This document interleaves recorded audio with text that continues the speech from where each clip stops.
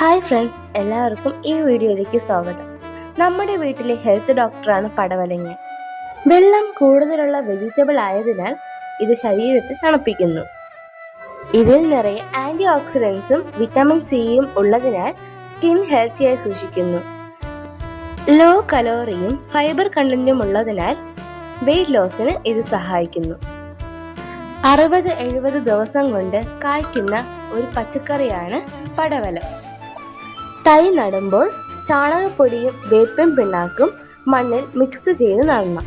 പിന്നെ 10 മുതൽ 15 ദിവസത്തിലൊരിക്കൽ ചാണകവെള്ളവും കടലപ്പിണ്ണാക്ക് പുളിപ്പിച്ച വെള്ളവും ഒഴിക്കണം. ഇനി മുതൽ പടവലങ്ങ നമ്മുടെ അടുക്കള തോട്ടത്തിലും നട്ടുവിളവെടുക്കാം. വിശദമായ വീഡിയോകൾ ഇനി വരുന്ന ദിവസത്തിൽ അപ്ലോഡ് ചെയ്യുന്നതാണ്. അതിനായി ചാനൽ സബ്സ്ക്രൈബ് ചെയ്യുക.